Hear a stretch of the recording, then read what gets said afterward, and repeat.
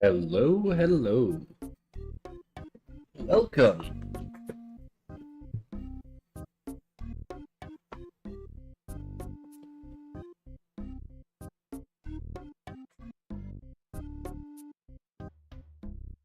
Okay,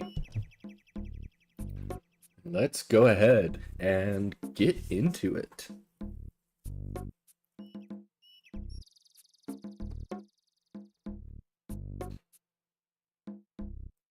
Hello. No, that is not my pet. This is just a popular space for people to fish crumbles. Kind of have to sneeze, but not really. Okay.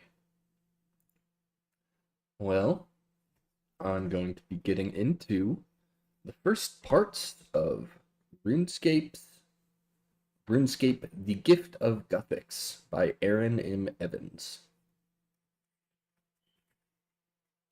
Um, Distributed by Titan Books. And if you want to support the author, um, that's a good place to get the book through. And it is dedicated to all the ones who never stop. Okay, part 1, The Founding. I should have seen this as a sign of things to come, but I hoped that in the free reign... Oh, here, let me put on some music, actually. There we go. I should have seen this as a sign of things to come, but I had hoped that in free reign they might see the harmful impact for themselves and gain enlightenment from their destructive impulses. The words of Guthix.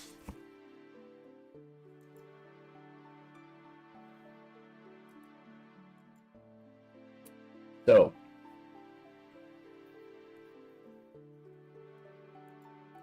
let me just bank here.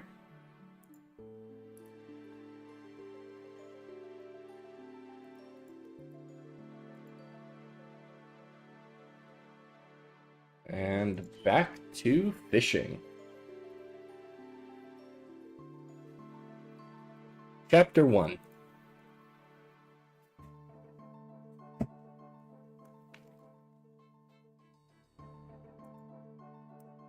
Chapter 1.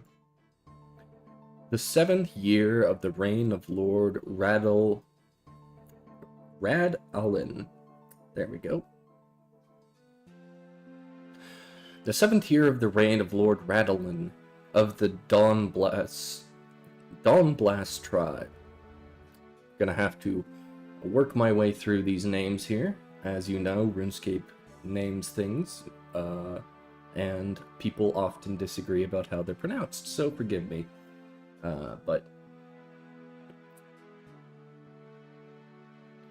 Okay. The 7th day of the month of September, Fremnik province. So we're starting out with the Fremniks. Ilme. I-L-M-E. How am I supposed to say that? Ilme? Ilme? There we go. Ilme came to the shore of the Wolf's Clan's summer encampment on a cold tide. 2 lies in her month and a gifted green cloak wrapped around her shoulder. Master Indel regarded her with a scrutiny so thorough that panic curled in Ilme's stomach. He had surely figured her out, but he only refastened the silver brooch shaped like a crescent moon to sit higher on her shoulder and brushed something off the fabric there. He gestured at her long brown braid. "Do something about your hair," he said, almost pleading. "Look less guileless. We're aiming for aloof, for youthful wisdom." Ilme undid the plait and cast a sideways glance at Indel's appearance.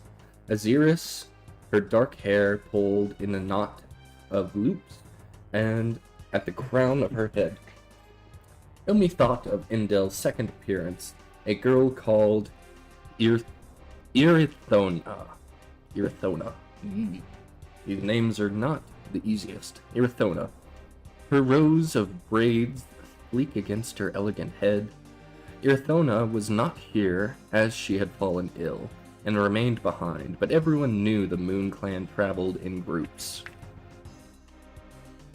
So this may be before, I think, set before the Moon Clan and the Feminics cut ties.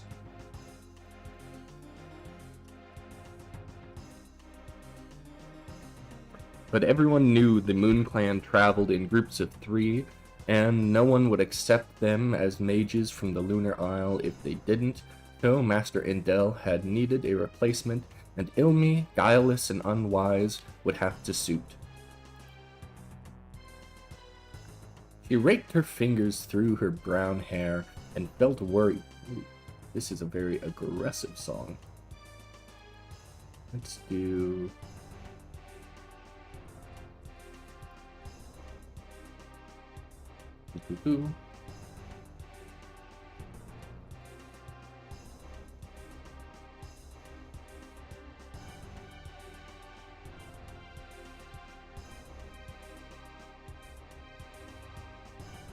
Where is the Journey song? Is it called Journey? Let's actually throw on some Moon Clan music to set the scene.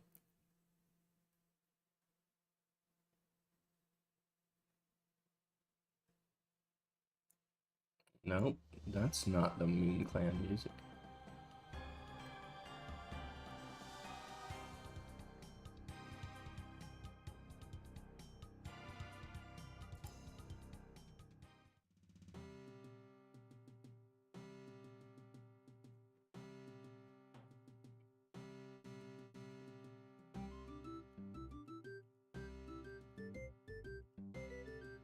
Let me go ahead and find... should be the Lunar Isle. Yes. The Fremenic Kings, the Foundry, City Yuch.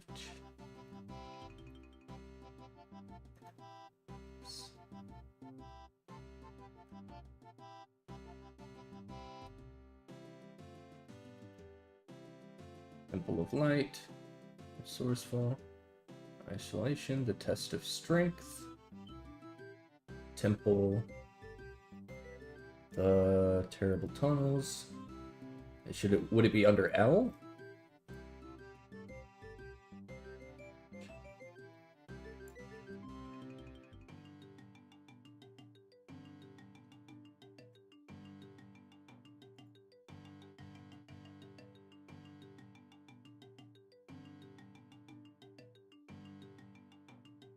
I can't find the song I'm looking for here.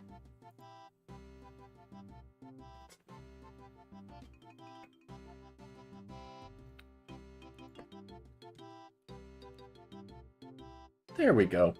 I knew there should have been a search feature. I just hadn't used it. So, set the scene with a little bit of lunar music. Sorry for that delay. And back to reading. She raked her fingers through her brown hair and felt worry twist in her stomach again. Irithona had fallen ill at the very same time Ilmi needed to go north. Someone might have poisoned her. Someone might have made certain Ilmi was the one who followed Master Indel north. And if that came out... Fortunately, Master Indel said as the ship swayed beneath them, my understanding of the Fremenic suggests that the Jarl will leave you be. They don't value youth, and he will assume your magical aptitude makes you untrustworthy. Aziris cast a spectacle glance at Ilmi. Master, won't that mean he'll assume you're untrustworthy? Master Indel waved this away. I don't intend to become the Jarl's confidant. Only to solve a mutual problem. I still don't understand how having a rune cache is a problem. Because you are not Fremenic, and you are not of the Moon Clan. But since here you are supposed to be an initiate of the Moon Clan, he gestured to himself to his own borrowed green robes, you should just accept that it's the case. So Ilmi is young and is disguised as a Moon Clan member.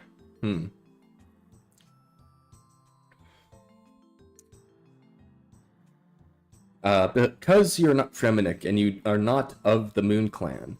But since here you're supposed to be an initiate of the Moon Clan, he gestured to himself, to his own borrowed green robes, you should just accept that it's the case. This was the first lie. They were not from the Moon Clan, far up across the northern sea, where those mages hid themselves. The Moon Clan didn't believe in runes. Rune magic was what had caused all the world's problems before, putting magic in the hands of anyone who could grasp it. Regardless of their worth, if you were pure-minded and dedicated, then magic would come to you just as it did to the Moon Clan. Magic they did not teach outsiders, not willingly anyway. But the Fremenic were the Moon Clan's warriors. Warrior cousins, in a way, and when there was a question of magic, the Moon Clan were the ones they would naturally reach to, not the upstart court of a warlord from the south. So, when Master Indel heard the rumors of the rune essence found in the far north, this had been the plan he'd settled on. Are there male mages among the Moon Clan? Ilmi asked, trying to twist her hair up like Aziris. I heard they're all women. I heard they're all demon worshippers, Aziris chimed in. Master Indel sighed. He was a small man, narrow-shouldered, and trim-bearded. But what he lacked in a physical presence, he made up for in wit and wisdom. Aziris, if you're going to become a wizard, you're going to have to be less credulous. The Moon Clan are not demon worshippers. They are Guthixians. More or less, he added. Master Indel looked like most wizards Ilmi had met, including Aziris, knew the names of spells and their methods of casting. The lore of the day before the God Wars shattered everything. Humanity knew. Like some, he had access to the stores of ancient runes cached or collected from which powerful magics could be formed. But in youth, Indel had traveled to the Lunar Isle, the solitary refuge of the Moon Clan mages. He had slipped past the Moon Clan's guards and had gone down into their sacred rune essence mine, too holy to touch, and come out with rune essence and a scar in his ribs. He found a way to shape that essence into runes, daring strange and ephemeral fumes of elemental powder to force them into shape, and traveled far and wide to scrape together more remnants of essence. But no one was ever to, but no one, not ever, not even the fabled mages of the Moon Clan, were like the wizards of old, shaping runes of power and combining the gleaming stones into spells at a whim. The last time Indel had done anything extraordinary had been a terrific burst of flame that he spent a fistful of fire runes to create, which had sealed the Dawnblast tribe's success against the Karakali in earlier days of their campaign. Ilmi had been 8 when that had happened. The Fremenic, as a rule, do not work magic, Master Indel said, as the sailors started loading things into the boat, meant to ferry them to shore. They don't understand it. They fear it. So, if rumors of the cache in the mountains are true, They will want to be rid of it. We're going to solve their problem for them, and the Jarl can pretend it's all his own plan. You are to embody an initiate of the Moon Clan, polished, superior, distant. Presence is great magic, both of you. Remember what we're doing. Here is of the utmost importance. If they have found a cache of runes, or even a rune essence from the ages before, that will greatly benefit Lord Radolin, and thereby each of us. Ilmi, leave the bags. Yes, Master Indel, Ilmi said, taking off the pack she'd slung across her narrow chest. Navigating around the half-pinned knots of her hair, she did not, however, put back her scribe's kit. That would not leave her side. She was careful, but it would only take one slip for the lie to come out, and that would be very, very bad.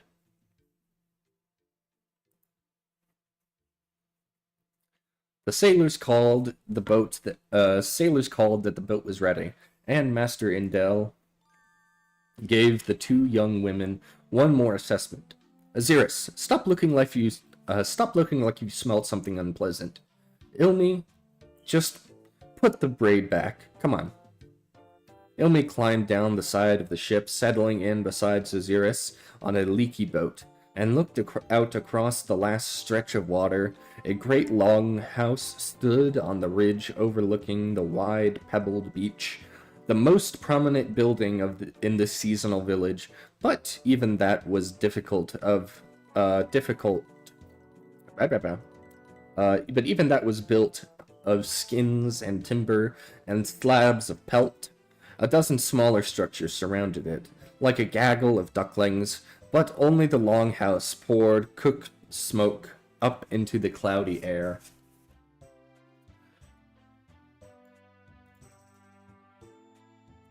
What am I doing? I gotta bank and go back to fishing. Below the longhouse, the Fremennik had gathered on the beach.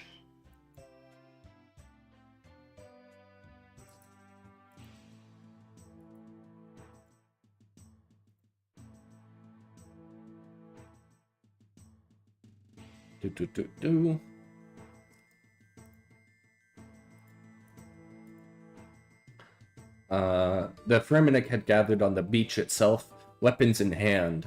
Their agitation and wariness so intense that it seemed to stir the choppy waves between the little boat and the shore. Longships rested to the left of her, sleek bulks of wood ready to launch into attack. In their little boat, one sailor rowed and one waved a green cloth like a flag of peace. This didn't dismiss the Fremennik's wariness. Ilmi wondered if they'd been tricked by false signs before. Ilmi made herself take a deep breath. I hear they sacrifice people, Aziris whispered to her, eye on the Fremennik. Put them on the fire and roast them alive. For demons. Maybe the Moon Clan don't worship demons, but the Fremennik do. Everyone knows that. Ilmi heard this and as well, but hoped that it was less credible. It was a less credible rumor than the cache. Master Indel said they were Guthixians. Ilmi whispered back, why would Guthixians roast people? Aziris gave Ilmi's replanted braid a rough tug. They're maniacs. Who knows why they do anything? This was nonsense. Ilmi was only 16, and there was a lot she hadn't seen and didn't know, but if there was one thing she understood completely, it was that people always had a reason for what they did. They might be foolish reasons, they might be dangerous reasons, and they might even be that the people themselves didn't know outright, but they were there. You could predict most things if you listened and watched and uncovered the reasons. Master Indel sat at the prow of the boat, polished and superior and distant. When the boat hit the shore, he didn't wait, but began walking up the beach towards the Jarl. Aziris climbed out after him, and Ilmi followed, splashing through the icy shallows. By the time she'd made her way up the sliding stones of the beach, Wet and stumbling, there was no hope of her embodying anything so fine as a mage of the Lunar Isle.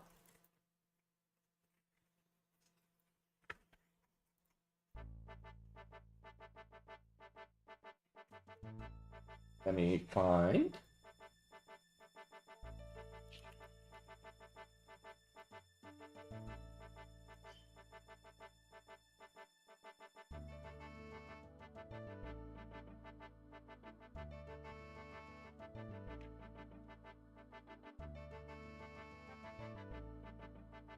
All right.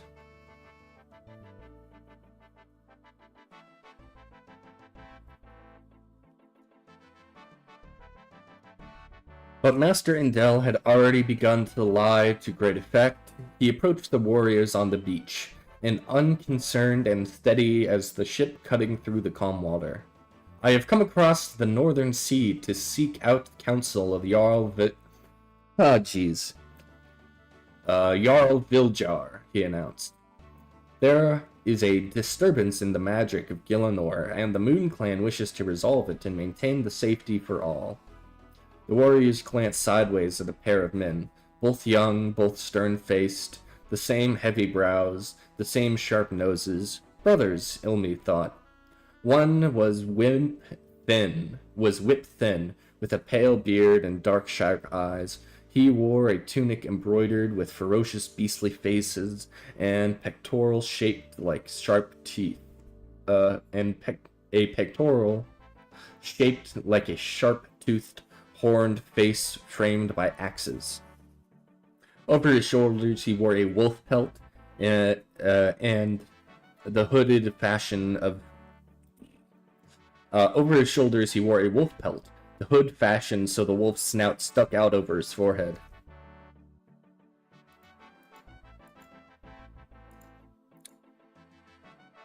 And summoning pouches hung around his waist. The other was dark-haired and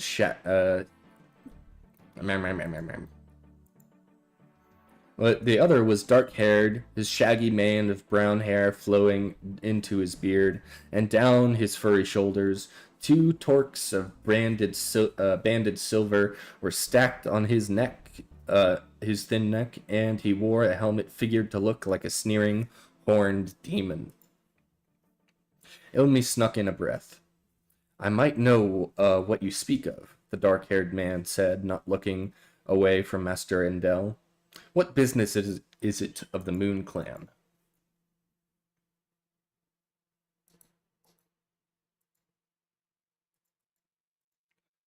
I know what I'll do. I will go to the place in RuneScape where this is taking place.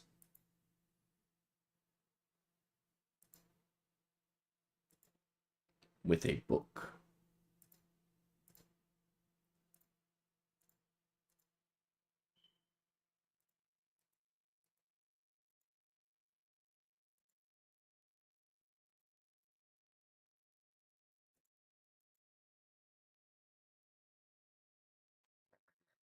Map. Oh, my house portal is actually right at... My house portal is right where I need us to be. So, we're at the Fremennik province, and they are on the beach near the longhouse. So they would be somewhere around here. Let's not get these rock crabs disturbed. Ah, dang it. And this is where we are set.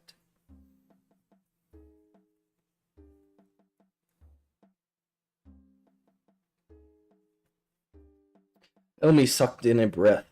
I might know of what you speak of, the dark-haired man said, not looking away from Master Indel. What business is it of the Moon Clan? Are we not the guardians of magic in this world? Master Indel asked. As much as I would never claim an axe, I don't believe you wish to claim runes. Will you take me there, Jarl? The Fremennik muttered at this, and the pale-haired man made a sharp gesture. The dark-haired one spared the briefest of glances at Aziris and Ilmi, arranged on either side of Master Indil, as they had practiced before, saying, "We are not meant to interfere with the gods or their doings. Guthix has given us all we need to master our fates."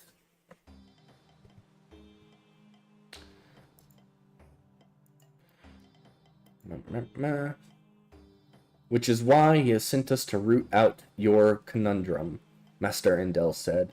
"Take me to your father." It was a neat trick, Ilmi thought, as men both paused, gazed, flicking away from Master Indel. Who else could this pair be but the Jarl's sons, looking so alike and speaking with such authority? But they clearly hadn't expected it to be so obvious. Maybe they forgot how much they looked alike, when one was light and one was dark. Now Indel seemed far more a master of his art. "I am Rijo Varl's son," the dark-haired man said. "This is my brother, Oct. If you're going to claim hospitality for the Moon clan, then you should follow me and observe the rites." This was not Master Indel's plan. The hope was that they would recover the cash and leave quickly as possible.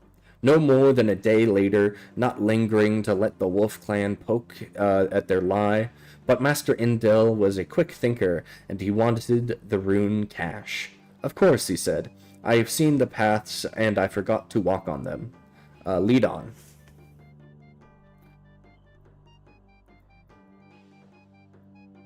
And so they are now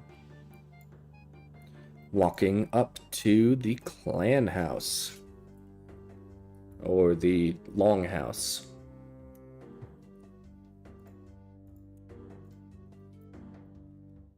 So let's hang out in the longhouse.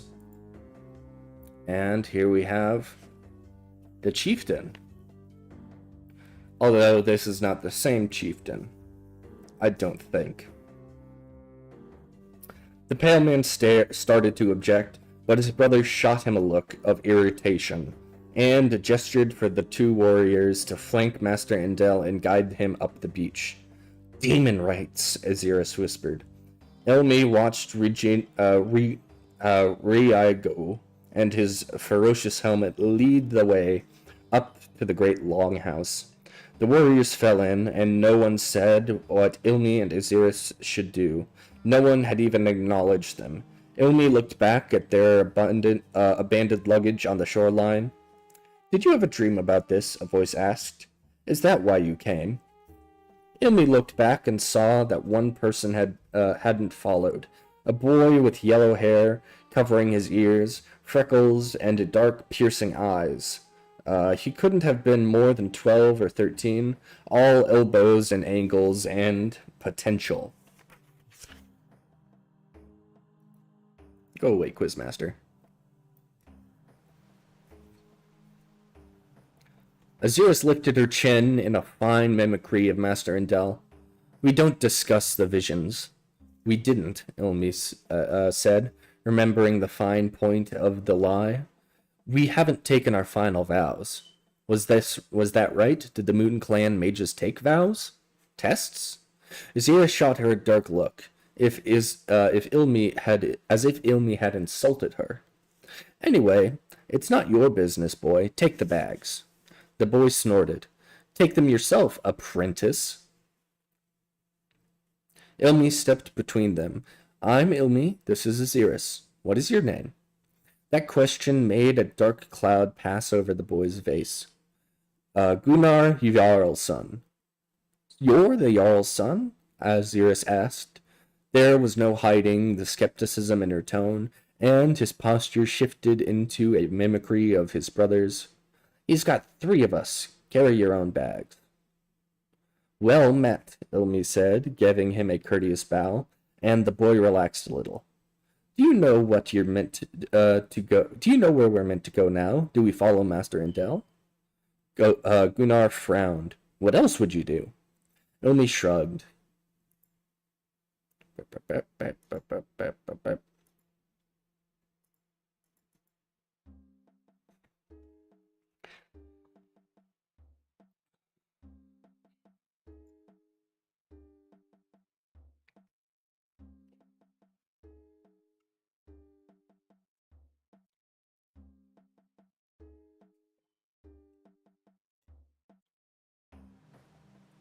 Excuse me.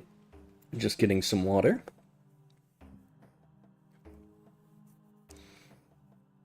Gunnar frowned. What else would you do? Ilmi shrugged, nodding back at their supplies. Put the bags somewhere, prepare the beds. Like you said, we're apprentices. But you're guests first, Gunnar said. What do you do to seal the guest rights? The boys' eyes trimmed them both. Is it true you poison visitors and make them tell you all their secrets and only let them stay if they survive? What? Aziris cried. That's absurd. He shrugged. It's what they said. We just don't want to do anything wrong, Ilmi said, thinking she ought to avoid the Lunar Isle if ever a breath of what was the... She better avoid the Lunar Isle if even a breath of that was true. It would reflect poorly on our master and insult your father. She thought of her brother's temper, the boy's bluster. And we'd get in trouble, she added, a gamble. It paid off. Gunnar, clearly used to being overlooked until he made a mistake, made a face. I can't believe that you came all this way and don't even know how to do the guest rights. Come on, bring your bags up to the longhouse and someone will put them in a tent. Can you even imagine that little twig being the Jarl's son? Aziris whispered as Ilmi picked up the bags. He didn't look all the part at all. Not yet, Ilmi thought. But that was Aziris. She saw the surface of the water and never wondered what was churning beneath it. The moment and not what followed after it. Gunnar was only a boy, and so clearly through with being a boy. That was dangerous. Someone could use that. Ilmi felt a little sorry for him and found she had hoped nobody else noticed how usable he might be. I wonder if he knows where it is, Ilmi whispered as they climbed back up the beach. Where what is? The cache. They don't want to talk about it with us, she went on. But I bet they have talked about it, and they don't pay him any mind. I bet he hears things. And I bet if you ask him, he'll go running to his father, Aziris said. And then we'd be in trouble. Sacrifice to the demons. Did you see the helmet? Aziris wasn't wrong, but if Ilmi asked Gunnar, she might find out. She might be useful enough to keep Master Rendell from asking too many questions. Gunnar didn't offer to take any bags, but walked up the path, his posture slumping again. He pointed to a spot beside the great double doors of the longhouse, and then slooped inside without waiting for them. Ilmi deposited everything except her scribe's kit, and followed Aziris and Gunnar in. Inside the longhouse was warm and crowded. There were no humans roasting on fires, no blood sacrifices draining on tables. Instead, Ilmi watched the Fremennik turn clay pots, perched on the fire's edge with deft hands, dipping in wooden spoons and testing barley porridge and boiled fish, spiky and fragrant, with strange herbs. So we are now inside the longhouse. You know what would be nice? I just realized.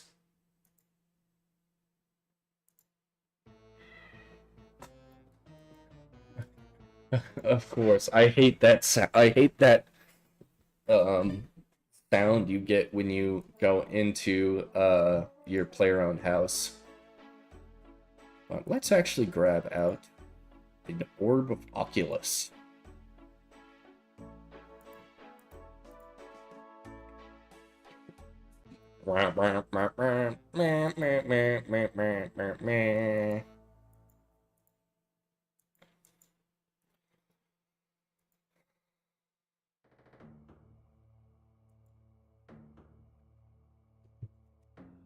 I know what I need to do. I need to turn off key remapping.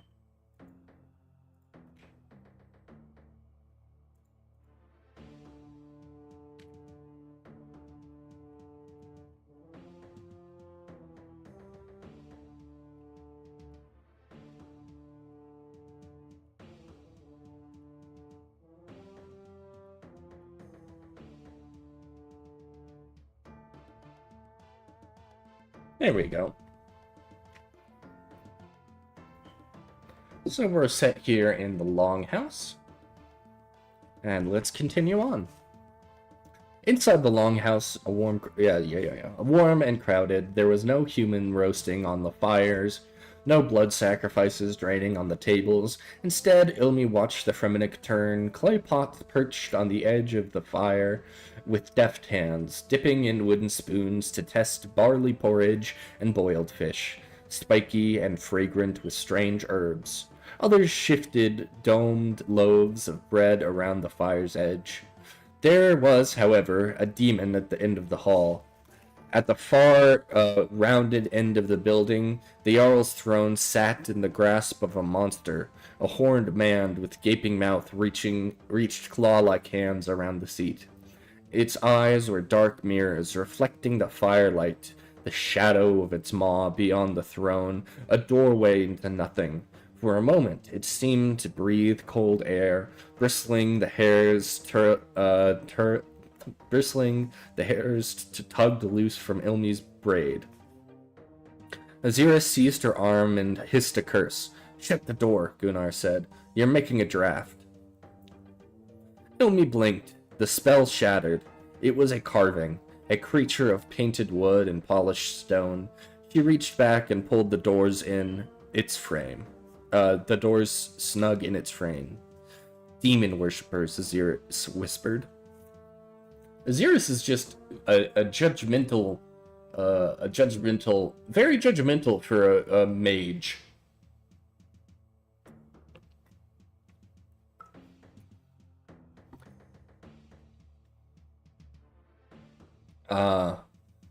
Not really the best character, not really the best person to be keep talking about, oh, they're demon worshippers, they kill and eat people. It's like, yeah, but you're lying about being the Moon Clan. You're doing much worse.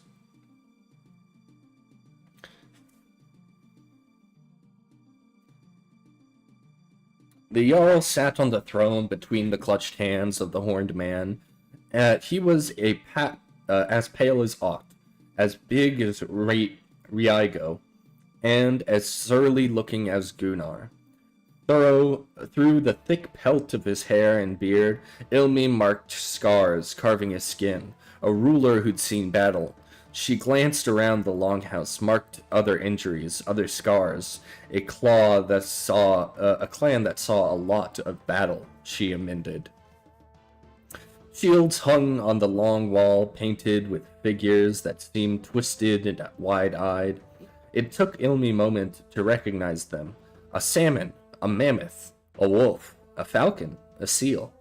"You sit there," Gunnar said, pointing at a table against the long wall, beneath the seal shield.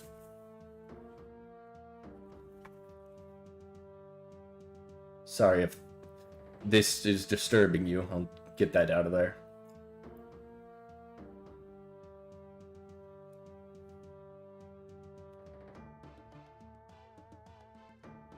"Our master is up there," Azir said.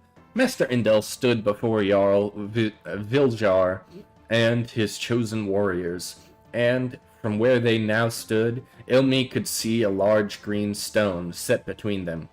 Riaigo and Ott had settled down on the bench beside the throne, as the other warriors found seats nearer the fire. "You sit here because you're children," Gunnar said flatly. Then, after a moment, he sat first, seating. "Children?" Aziris demanded. "I'm 19. Gunnar flecked his nose, Gunnar's freckled nose wrinkled in disgust, as if Aziris had just admitted something awful. If you weren't children, he pointed out, your master would have introduced you, and he didn't, so you sit there. There was no further arguing with the Jarl's son.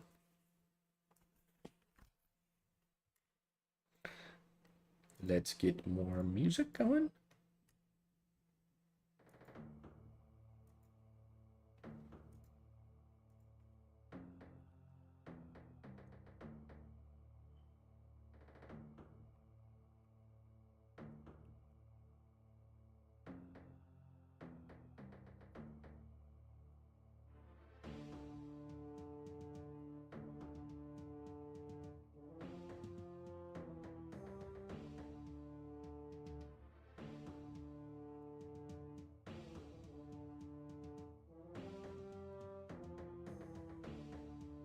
How did I have it before?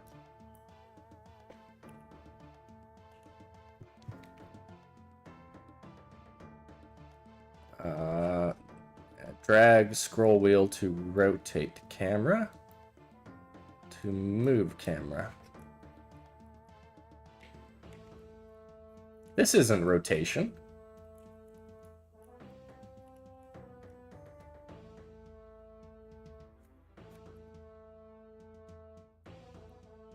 Oh well.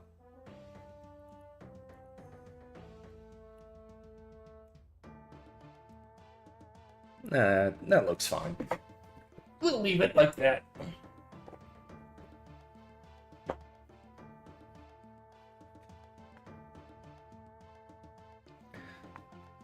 There was no further arguing with the Jarl's son.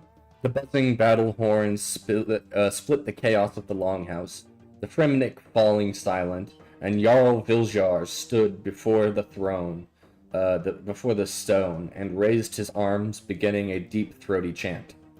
There it is, Aziris muttered. Sacrificial altar. Mark my words, I bet that summoner's son brings the demons in, and they eat them alive. You said they did it on fires, Ilmi pointed out, but she couldn't tear her eyes from the chanting Jarl and the terrible face behind him. She leaned over to Gunnar. What's he saying? It's the old tongue, the boy said. I don't know all of it. It's a prayer to Guthix for strength and fortune in battle. Ilmi nearly asked Gunnar to repeat himself. Guthix was a god of creation, of balance and promise, order and responsibility, no battle and blood and strength.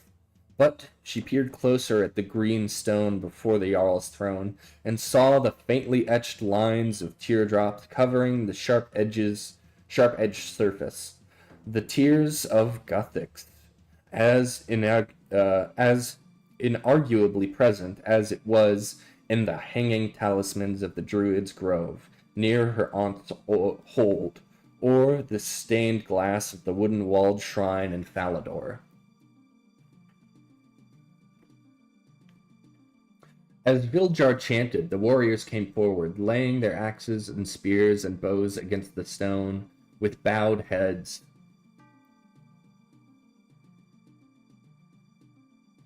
Just gotta do that so I don't log out.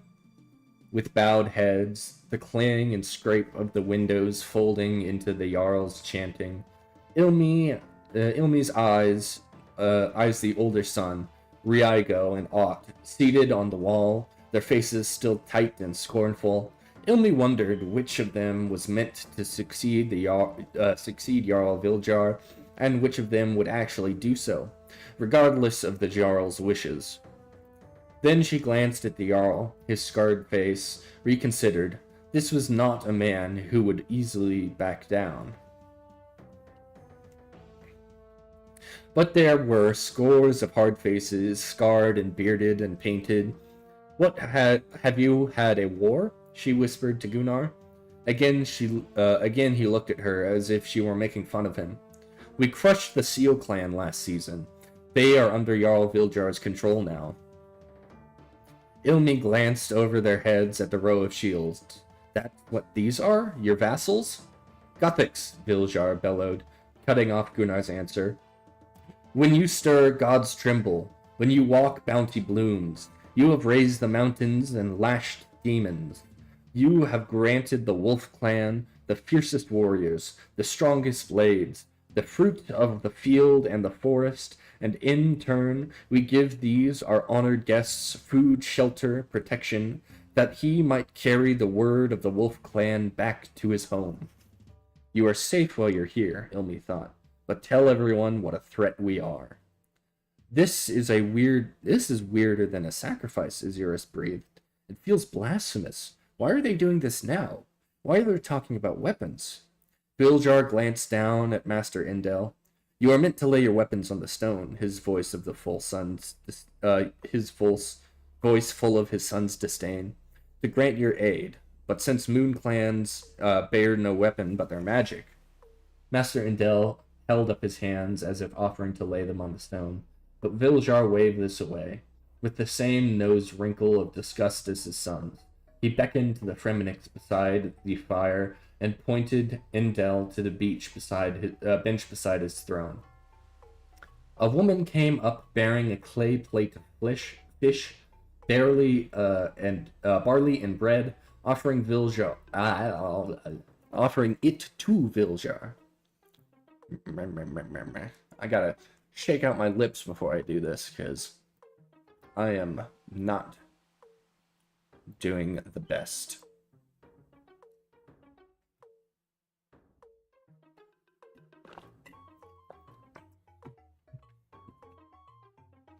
A woman came up bearing a plate of fish, barley, and bread, offering it to Viljar. A man then carried over an empty plate, which he gave to Indel. Viljar spooned food from his own plate into Indel's, and gestured at him to eat. The ritual complete, food was distributed through that long house, though there were still order and ritual here. Ilmi charted the hierarchy of the Wolf Clan, one dish at a time, and watched as Ott reached for the plate, clearly handed to his brother. First, a look of disgust flitting over his face. She saw that Jarl Viljar spotted it too, and frowned deeply. You're observant, her aunt had said. Only a month after Ilmi had come to the hold, a month after the death of her father. I can use that. Her aunt had something of the same keenness as the Jarl, some of that same iron in her actions, rigid and uncompromising.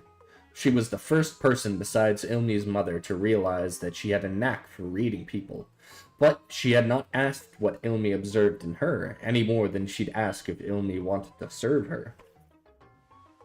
Ilmi, Azirus, and Gunnar were amongst the last to eat, but there was still plenty. Ilmi kept trying to catch Master Indel's eye, but for the honored guests, there were more hosts to greet, more mead to drink, and no one seemed to remember that she and Azirus were here as well. Ilmi slipped a notebook and stylus from her bag, writing down a few quick notes to herself about the Fremennik. What are you writing? Gunnar asked. Nothing she'd marked down was private, so she showed Gunnar the page. I take notes for Master Indel, she explained. And this much was not a lie. You're right, we don't do things the same, but it'd be better if no one embarrassed themselves later. Gunnar scoffed.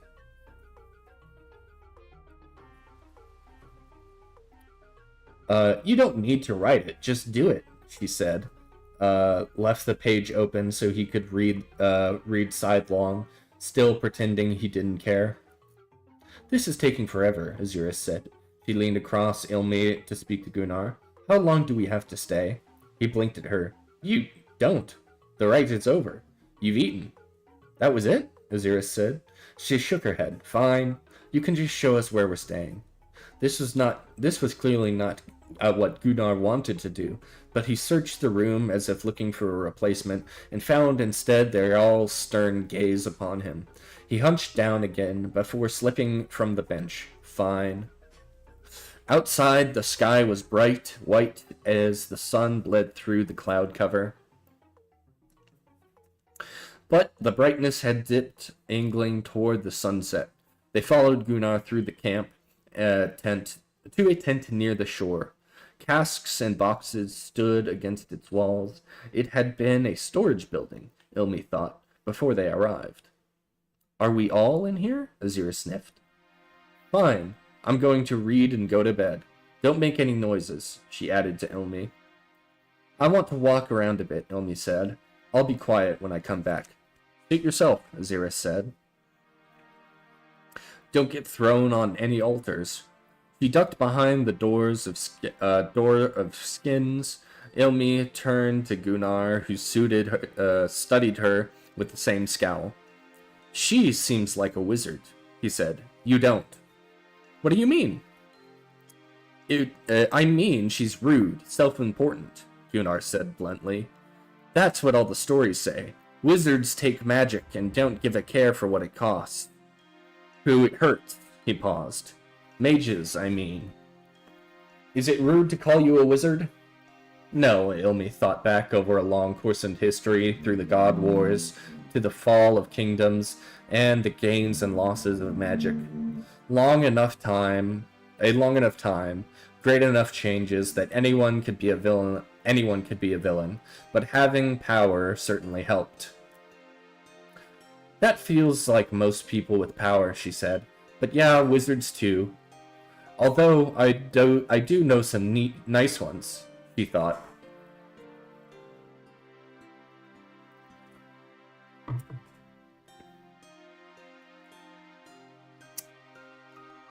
She thought of Erotina, sick abed, and hoped she was all right. They weren't friends, Ilmi knew, but Eritona wasn't cutting like Aziris, and she let Ilmi look through her books, though it was also easy to imagine her walking and saying that her stomach ache had started when someone gave her a bitter cup of mead, and all eyes turned to the girl who replaced her. Gunnar eyed her. So, are you a hopeless wizard then, or just a really tricky one? Ilmi brought her thoughts back to the present. I'm not really either. I mostly just write things down, she said. Aziris' master, Indel's proper apprentice. Do what you're good at, her aunt said. Listen, watch, keep track. Report and be still and silent, and take it all in. Ilmi hesitated. What was the difference between manipulating someone and understanding them enough to predict them? She worried sometimes she didn't know. But she thought it was in that moment that Gunnar deserved a little kindness, a reminder that he wasn't alone. I don't enjoy it very much, she admitted, and the words gave her a frisson of panic. It was very close to admitting the second lie. I think I'd like to be a wizard. It's not very interesting, but I'm no Jarl's son, she added lightly, so I take my lot. Gunnar was silent a moment. Yeah, well, I don't like being the Jarl's son very much. Would you like to switch places, she teased.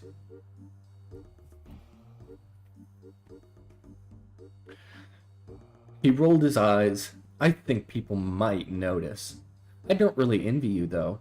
You've got a lot of expectations on you, Ilmi considered before daring a little further. Your father reminds me of my aunt a little. I feel like if I knew her heir would wake up feeling like this, I feel like if I were her heir, I'd wake up feeling like this. I'd failed already. You're doing a lot better than I would. Gunnar heaved a sigh. He doesn't have an heir. He won't just choose Riago and be done. He'd rather leave anyway, explore the world, do something interesting, but he can't. He might choose me. I might have to stay here and wait. He might choose no one, Ilmi thought. She hesitated, and then offered him the only gift she had. What about your other brother, Ott? Ott? He said, confused. Wolf Clan doesn't have summoner jarls. Your father takes too long. If your father takes too long, if he doesn't choose, Ilmi said. What Just a mage's sense, I guess. If he seems to want the throne most, and I think you might, and I think you know your father might never choose, so that won't be peaceful, she shrugged. I suppose if you wanted to slip away before Ott did anything, he probably wouldn't chase you, and you could both get what you want. Gunnar blinked at her. He'd probably choose Riago anyway. He kicked a rock down the short cliff, staring out at the sea, then he seemed to make up his mind and turned to her. Do you want to see something? Depends, Ilmi said. What sort of thing? What sort of something? Gunnar glanced past her at the longhouse. You came about the rift. The rune stuff. I know where it is. We could go see it now. When she hesitated, he added, You're done, but they're going to go late into the night. If you don't know, he's got to drink a lot of mead. I don't think Master Indel knew that either, she said. Is it far? Gunnar gave her boots an aspiring look. Don't know. You live on the island. Nothing's far to you. Are you going to give up if it's too far?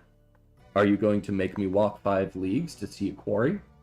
He grinned at her. Oh, it's better than a quarry, but you have to climb. So, now we change up where we go. We are now out of the longhouse, and from what I can think, the rune essence would be somewhere in the mountains here. So let's go ahead and make our way over. Change our setting up a little bit to the cliffs of Relica.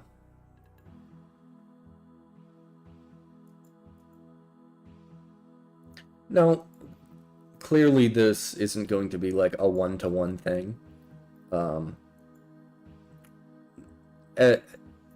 In the lore, like, Varrock is home to like 10,000 people. It's like supposed to be a huge city.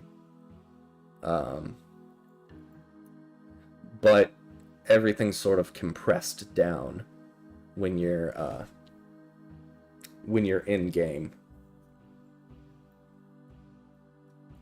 Where should we put our camera?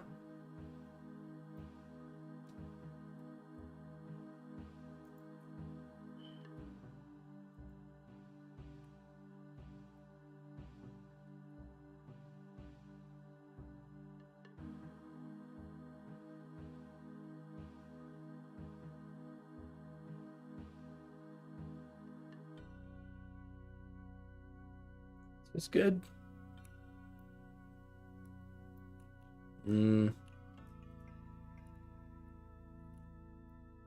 Yeah, let's just watch this.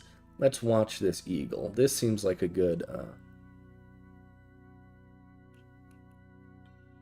yeah, this is probably fine for the cliffs of Relica.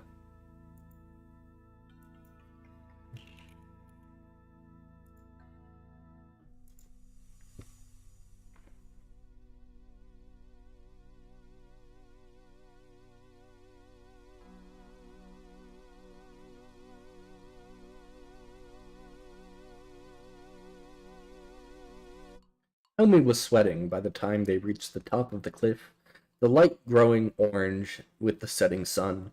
Several times she had nearly asked to turn back, but the chance to see the rune essence cache before Master Indel was too precious. And if she could bring back information, good information, she might have a little more reprieve. Helmi looked back the way they'd come. The longhouse and the camp full of torches seemed so tiny. How did you find this place? Egg hunting, Gunnar said. Seabird's nest in the cliffs. Come on. This high-up snow still crusted the rocks, where the shadows lay deep and unshifting. The sweat on Ilmi's skin chilled quickly, and she pulled her new green cloak closer around her shoulders as she followed Gunnar up the path that curved around the next steep rise. It came out into a flat, the snow lying like lace over patches of green-gray grass. Go ahead, there was a dark crack in the earth. Something Ilmi shivered, something unlike the cold. Ilmi peered down at the crack in the earth. How how big is it? The cave, or what is it? Come on, he said, again, reaching back to take her hand, and for a moment he felt so much younger than her, so far from where she stood. Just follow me, he said, seeing her discomfort. I'll go first. Gunnar showed her where to put her feet, what to hold on to as she descended into the cave, uh, into the dark space, and just completely replaced a word there. A faint warm breeze gusted up from the cleft like the beach of a giant beast, and she thought of the demonic face in the longhouse and wondered where its likeness had come from. You have a light? Homie asked. He snorted. You don't need one. That shiver built inside her as she descended one careful drop at a time, as if something were stirring deep down, waking from dormancy. It was unsettling, like dark things in the water, and no one to name them. Ilmi liked safety, liked predictability. That some unnameable part of her was reaching into the strange cave felt terrifying.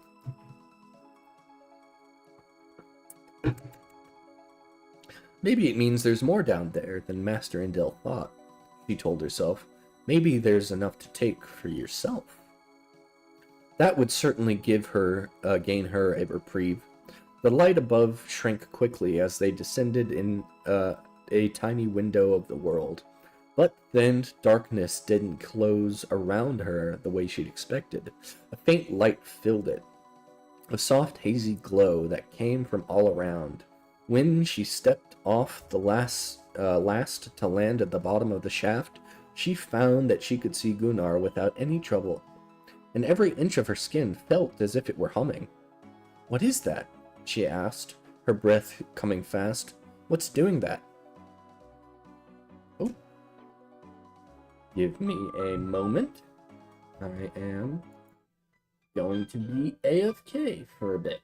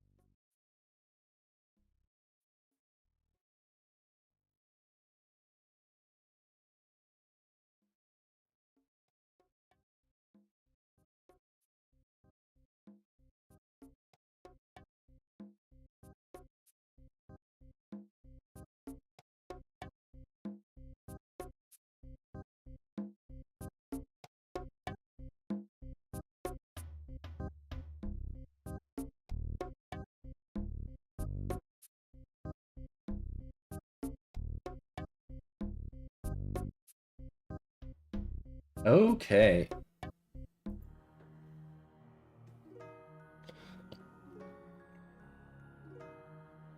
We are back, reading some more from The Gift of Guthix.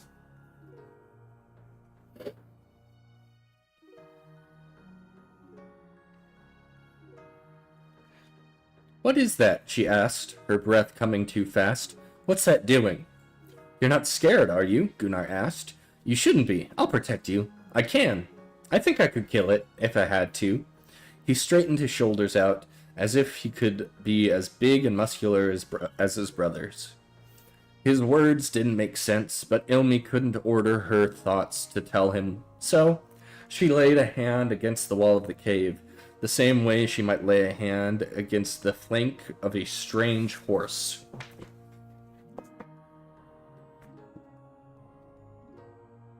Now there's an inconsistency here. There are no horses in Gielinor. There are only unicorns. And maybe goats. Yeah, there's goats. No horses, though.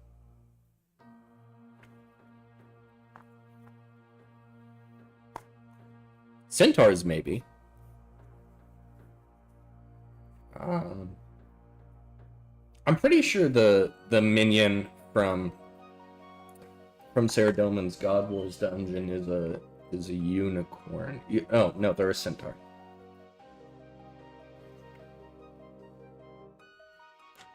The wall was only stone, but that unsettling tug on her senses didn't stop. Do you feel it? She whispered. Feel what? The rock? You need to get out of here, she told herself. A cold voice that sounded like her aunt cut through the worry. If you leave without seeing anything, you will lose your chance. That Jarl will never let you near here if he has his way. Gunnar grabbed her arm again, tugging her into the dim tunnel. Come on, don't be scared. It was like a dream, a strange glow in the air, the winding crack of a path, the boy with his golden hair shining like a torch as he pulled her on and on, the echoing pull in her like a song she didn't know, in a tongue too ancient and foreign for her to understand, and Ilmi, who had always been so skilled at knowing what lay in others, who read their fears like a book, suddenly wasn't sure of what lay inside herself. The path opened into a wide cave, faint sounds of water echoing off the walls, lost in the dim light. Gunnar stopped, dropping her hands and seeing his own hands on the knife he wore. The stones here glimmered, pulling her harder. No, not at all. Not all the stones. She reached for one, felt the lurch in her chest towards it. It was smooth, silky almost, but so ordinary looking. Is this? Ilmi began, but Gunnar hushed at her and pointed into the shadows. In the darkness, two great luminous eyes opened, and something massive shifted into motion. She knew she ought to run, ought to flee that huge creature, but shock stopped her, feet from responding.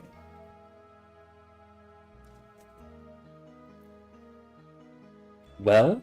A great sonorous voice asked, strangely gentle despite the size of the speaker.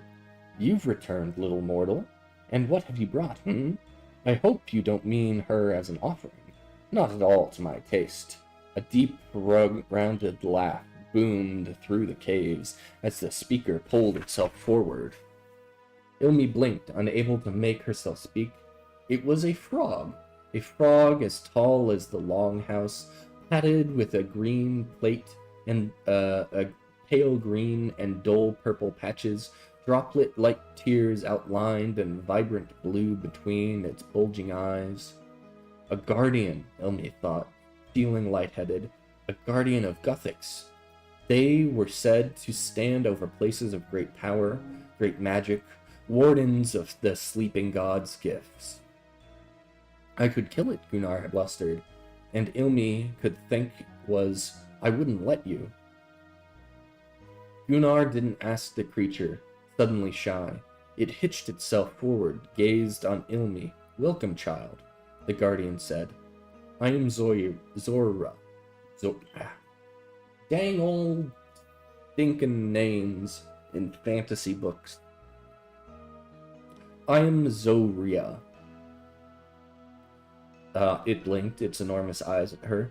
"Have you come to reclaim the gift?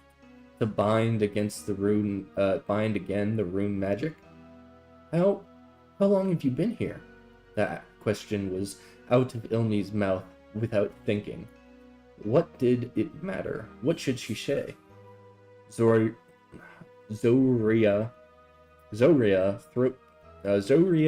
throat flushed, a deep thrum echoing in the cave. Long enough. Because here you are, Ilmi. And here I am. And here are the gifts of Guthix. You have great work ahead of you. How did you know my name?" she said, small and fragile. Yet this was not Master Indel's trick. Not the Jarl's show of power. If the Guardian knew her name, what else did he know? Zoria thrummed. "Because it's your name, of course. Now, how much do you know about rune magic? Where should we begin?" Ilmi swallowed. "I don't think I'm the one you're looking for. My master." "Your master is not here," Zoria pointed out. "You are. But let him come. Let them all come. After centuries of upheaval, and the world is in balance. Great changes are upon you. Humanity has been like a tadpole in the mud, but now must grow its legs."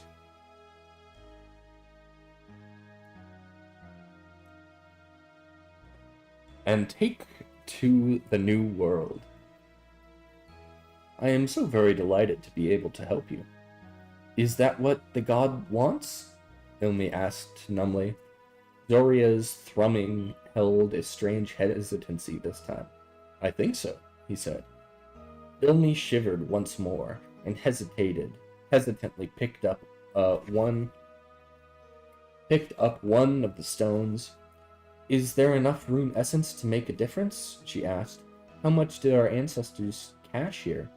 Zoria thrummed again, and this time it sounded like laughter. "Oh dear little mortal. This isn't some dead soul's treasure trove. It's a gift from Guthix." Ilmi shook her head. "I don't understand." The enormous frog lowered itself to peer at her. "This will be mine. This will be a mine. A rune essence mine." Let's go ahead and...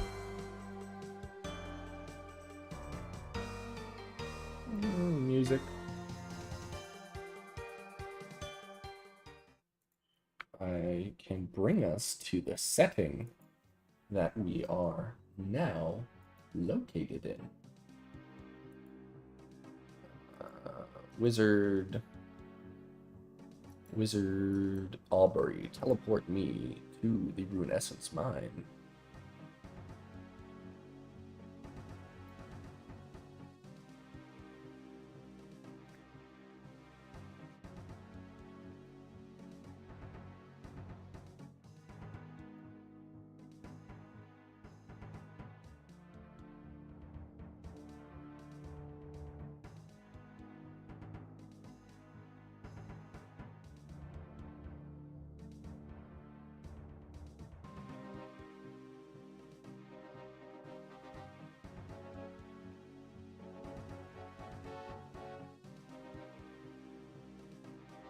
There we go.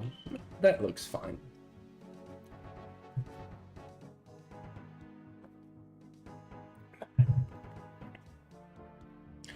This will be a mine, a rune essence mine, a vein that runs deep into the ground. I have guarded it against the legions of Bandos and the seeking hands of those of worse things. There is enough here to carry you through the next age and beyond, even to teach humans magic once again. For a moment, Ilmi couldn't breathe. A whole cave full of essence. She thought of all the spells Master Indel and Aziris went on about, the way things had been so long ago, rune essence condensed into runes. if you didn't have have to scrounge and steal scraps of essence, if you had a endless mine, then you could have endless runes, endless magic. She imagined herself briefly casting walls of fire with dizzying spirals of magic to tangle an enemy's mind. She imagined herself facing down her aunt. It's customary, the guardian went on, to bring an offering. The pale sack of his throat pulsed again. I'm rather fond of sweets, he added, meaningfully. When Ilmi closed her eyes, Zoria's own great glowing eyes filled her mind, the resonance of the rune essence humming in her core, all through the night and the next day, all the way back to Falador on the other side of the mountains. Master Indel hadn't been pleased that she'd gone off with the Jarl's son, but when she brought tales of a guardian of Guthix and the rune essence she'd taken from the caves, his manner changed. When he went to inspect the cave with Jarl Viljar, Indel expressed no surprise at the guardian. None of the excited energy he'd shown when Ilmi had showed him the rune essence she'd found. Polished, superior, and distant, as he visited Zoria, and offered up a thick, syrupy bean cake unasked. The guardian had been delighted. I will manage this for you, Jarl, Indel said. You need not trouble yourselves with the rune essence. There would be agreements of passage for Indel and his agents to travel to the mines. Of course, the hospitality of the Wolf Clan brought with goods and gold. Master, Ilmi asked when the Wolf Clan's cold shores had faded from view, what happens if they realize we're not all Moon Clan mages coming for the rune essence? Master Indel waved this away. The Moon Clan is very busy and hires outlanders to chart stone. What's surprising about that? Anyway, the Jarl finds out, he will still be glad to have this dealt with, and all the weapons and gold it gains him. He had his eyes on the northern island lands and what he can gain there. He's not looking south. All the polish was gone, his voice bouncing with energy and joy. Lord Radalin will be pleased, he told her. We have quite a homecoming ahead of us. And that is going to be Chapter 1 of The Gifts of Guthix. I hope you enjoyed. I will be continuing this book, probably one chapter per stream, unless they're really short chapters, but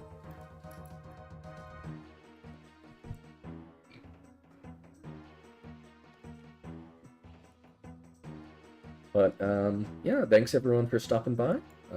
I will be making a sort of summary synopsis of the book after I'm finished with it. And yeah, I'm looking forward to putting out that video. So have a good one, everyone.